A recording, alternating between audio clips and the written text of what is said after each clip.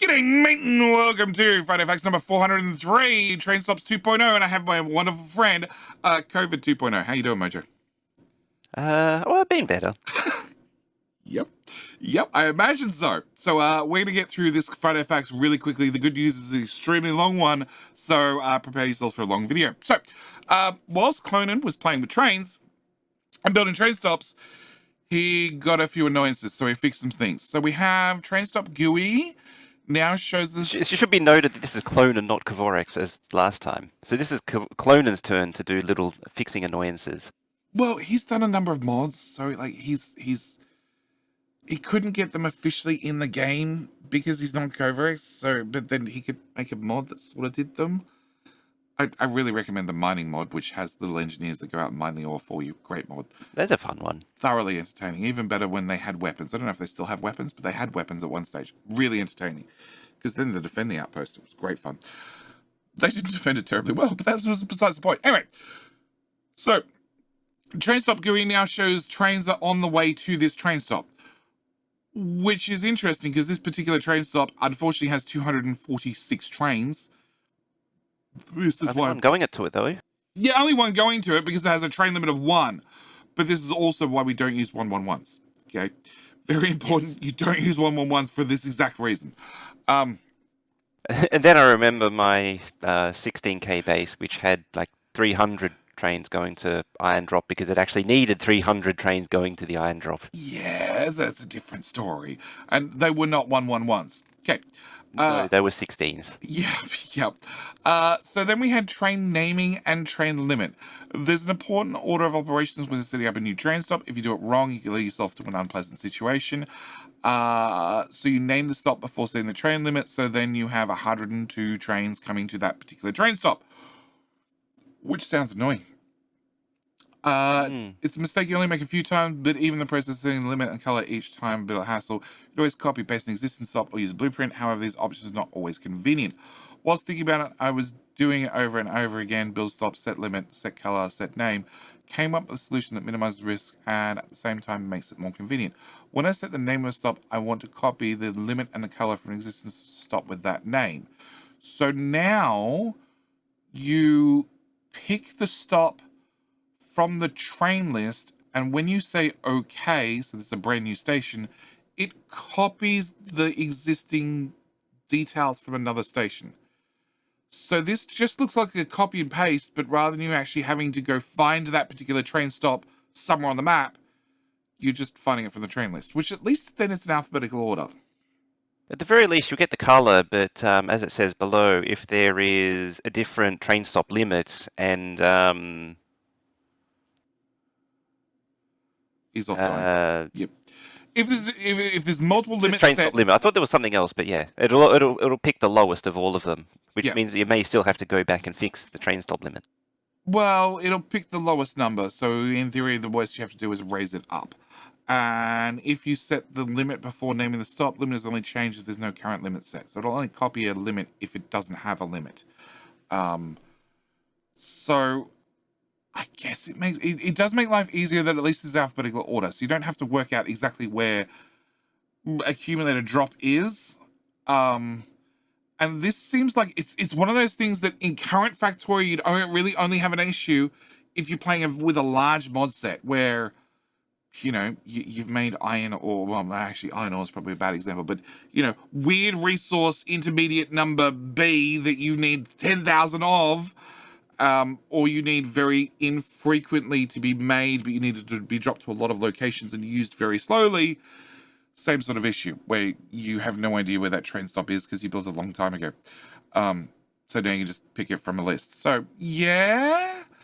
Again, it's slightly more convenient than the first one, but blueprint skill issue does help with this one. Just knowing where the crap is on the map and in the base, so you could just copy and paste an existing one, like, yeah. The only thing is if you've got multiple train limits, it's going to get the lowest train limit that you've already set, which, sure, but again, if you're setting up for the first time, and even if one has a limit of 8 and the other one has a limit of 4, chances are you can have 4 extra trains show up and unload and not fill your buffer. All right. Yeah. So train stop show name when hovering on map. So we have the option to turn on and off the train stop names. Also, you can change the angle of the train stop names. Most people Yes. just leave it Don't on. recommend it. Change the angle. Yeah, I've done it before. I played around with it. Things start to get a bit weird if you change it too much. It used to be directly to the right, which was a problem if you built multiple train stops beside one another. And I think there Yeah. was an option that you could change it to directly up at one stage, but then you had the same situation like we have on the screen right now, where people build a whole lot of train stations in a row, like, vertically. So going up didn't really work either. So this is why we end up at the 45-degree angle, which works. But now, Trouble with rotating it is that the origin of the text needs to be moved as well. Because if you change the angle even slightly, they all just start colliding with each other. Because yeah, the exact position and rotation is perfect for where they are, so they don't overlap yeah, with the right um, zoom.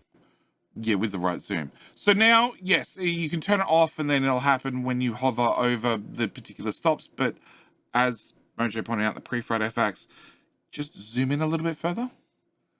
Yep. Like, I assume you have alt mode on, like you can see what's in all the wagons. You're going to pick out the stop pretty quickly, probably quicker than trying to hover over 8 different stops, just zooming in and going, oh, a green circuit, scroll, oh, it's that one. Probably. Yeah. Searching for a stop by peaking like that isn't really a useful way to do things unless you're obsessively obsessed with not having any overlays on. Or you don't build radars. And if you're Or not you don't building build radars, radars, yes. you have a problem. You have a problem. Just put down radars. Just put down Well, radars everywhere. that more relates to one further down, but we'll get to that. Yeah, yeah, yeah. So again,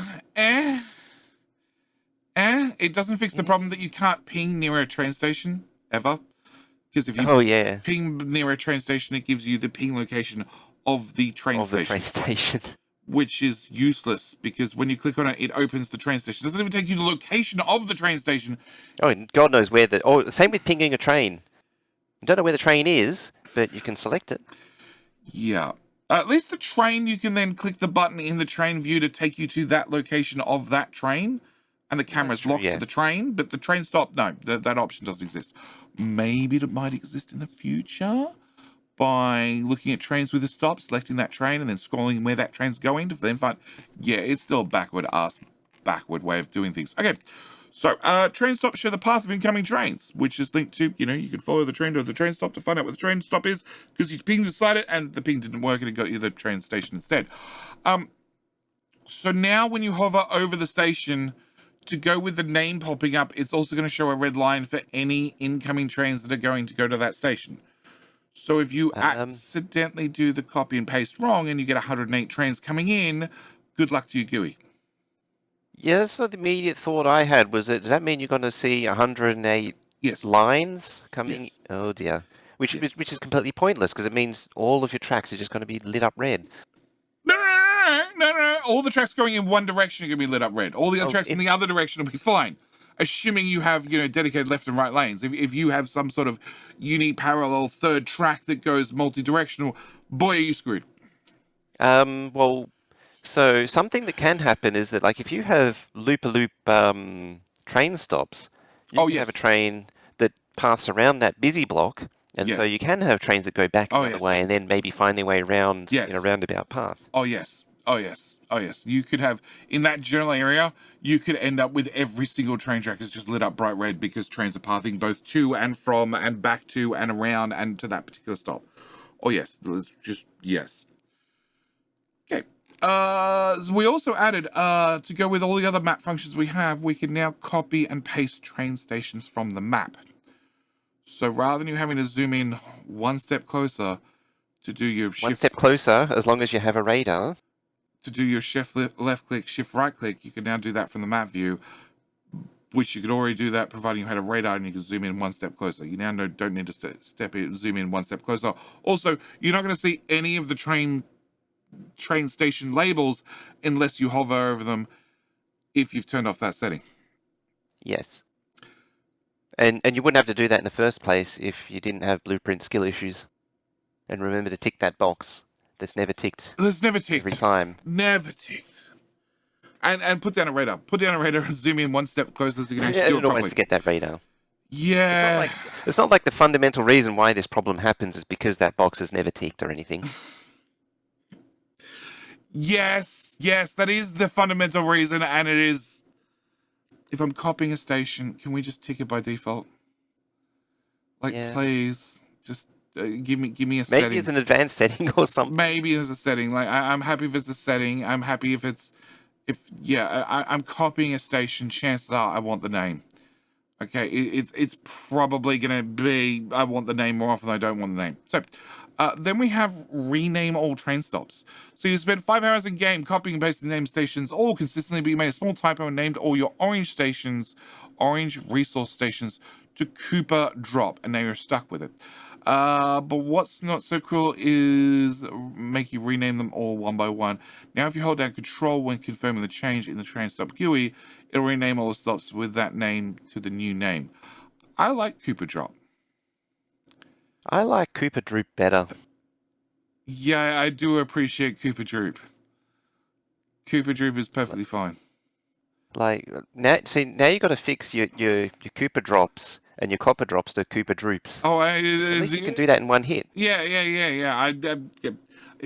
Future playthrough is all going to be Cooper Droop. Okay, and then when people people come join the stream and ask what the hell's a Cooper Droop, I will say it's FATFX number 403. Yep, The forbidden facts. Yep, it's the forbidden facts. Yep. We have manual locomotive push. With new elevator rails, we had new elevator rail problems. What if a train running on ran out of fuel over some water? We don't want the player to get stuck with nowhere to escape. So we brainstormed many ideas, but simplest and easiest solution won out. Players can push locomotives with their feet, Flintstone style. It's very powerful and fast, so it really isn't usable in normal situations.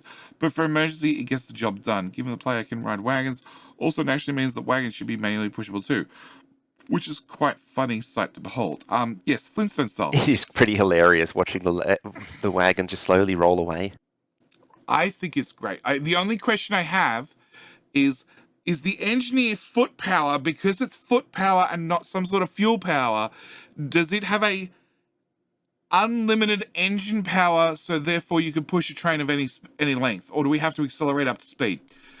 Because that could be a problem with some very, very long trains. I'm thinking about the artillery train. Very long train run out of fuel. That runs out of fuel halfway across like a giant lake that you have no way of accessing, rather than driving up to the rear of it. And if you tell a single locomotive to push at full speed with nuclear fuel and everything else, it takes 20 minutes to move it, and then you run out of fuel, and it's only moved at 3 tiles. Can I push instead and make it go faster? There's a couple of things that I immediately see as well. The first one is, in theory, my voice goes. Mm-hmm. In theory, trains shouldn't run out of fuel on track anyway, because you have train schedule interrupts to send it to a refueler. But hang on. It is Factorio, okay? Mistakes never happen. So it's not like your train refueling station ever ran out of fuel, so your train came here to the refueling station to get fuel, and then left the refueling station because it's probably not been ticked to wait for fully loaded, because, those small little tick boxes, they're not ticked on automatically. So it's gone off to go do its next job, which happens to be on the other side of the map, done that, come back to get more fuel, and then run across the lake and run out of fuel. But keep going. I like where this is going. Well, the other thing was I'm kind of holding out until the first time that Exterm gets run over by a cargo wagon being Flintstoned.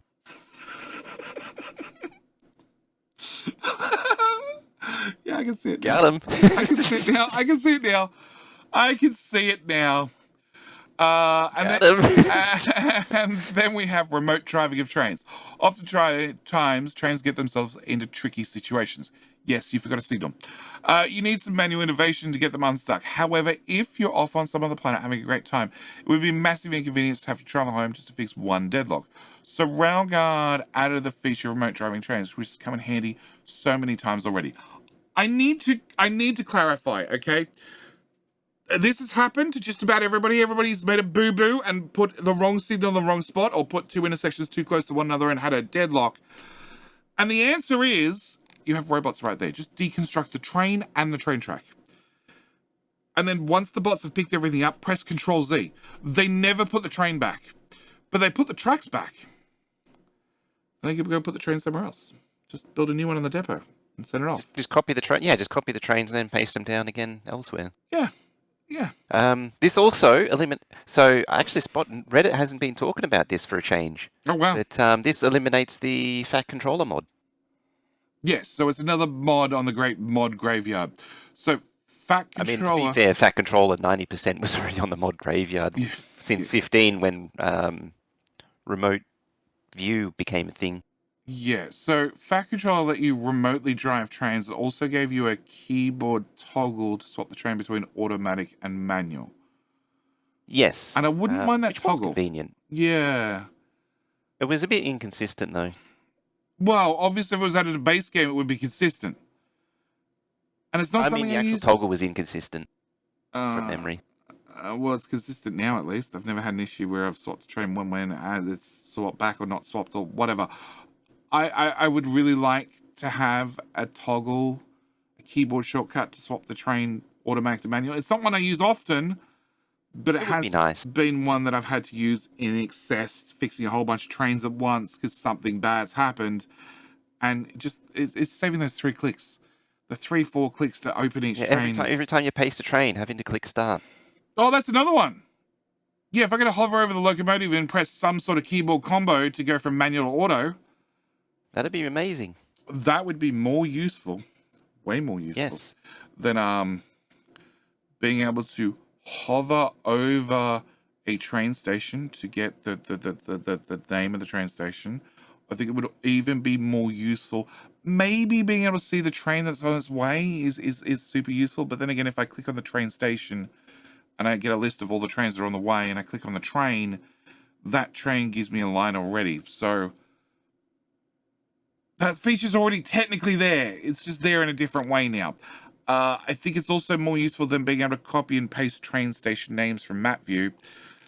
Being able to have a keyboard combination shortcut that I can hover over a locomotive to switch things from automatic to manual for those times when you get a deadlock. And even if you can remotely drive the train that's jammed to the side of it is still on automatic and it doesn't know that it's doing the wrong thing and is going to keep trying to jam its way through, which leads to problems. So you need to swap both of them to manual anyway. Hence, I have to already open 2 lots of GUIs to, change automatic to manual twice and then do it all back to fix it all. And also need to, keep one of them open to go in manual driving mode. So, feature request right there. Just a keyboard combination. Control M work for manual? Control M, potentially. I think the original keyboard was just M. M or N. I can't remember. Control something. You don't want it just to be a straight button press. You want to do accidentally. Yeah. So we can now do manual driving can be is accessed through the train GUI or with the normal toggle driving hotkey, whatever toggle driving hotkey is.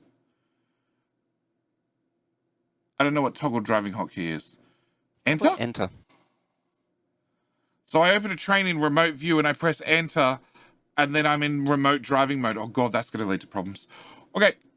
Also, I should mention very quickly that if you ever play multiplayer and you leave it open to the public, and don't get me wrong, Factorio has a great community to start with, plus we have universal bans with shared ban lists and all sorts of things, but it does technically mean that a griefer can now jump into your map, open your artillery train, press enter, and drive your artillery train around the map on manual.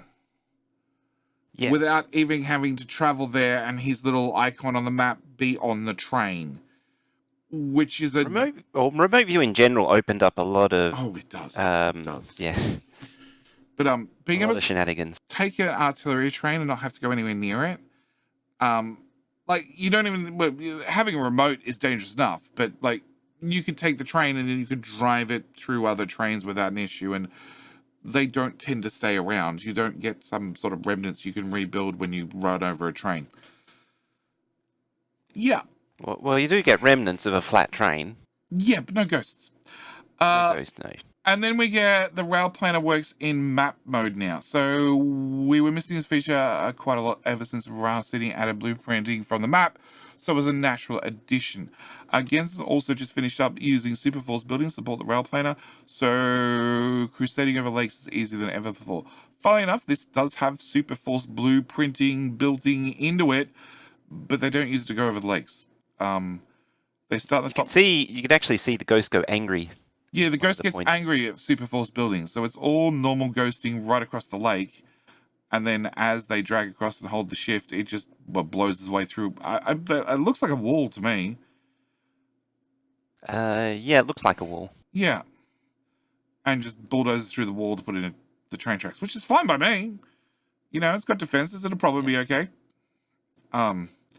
By the I same was really token, trying to think that I thought this was in the game at one point, being able to rail planner from map view, but I have a feeling because I did check older versions and I couldn't find it, and I have a feeling it might have been demonstrated in a previous FFF, but never actually implemented. I thought it was there when we could ghost from map view, because that was removed at one stage. And then I know currently if you go to remote map view and then you zoom in far enough that you can select a bit of train track and start ghosting it, and then without zooming out to map view, because if you zoom out to map view, it'll break your handle on the ghost track, you can drag it to wherever you want and then attach it to something and click, and then the rail planner does magic rail planner things. It does its magic thing. It may have been what I was thinking of as well.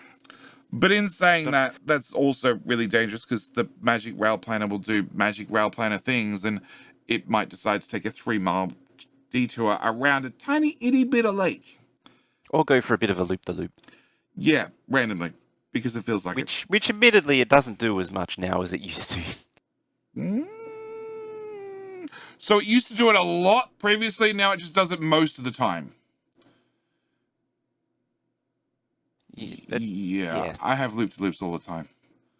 All the time.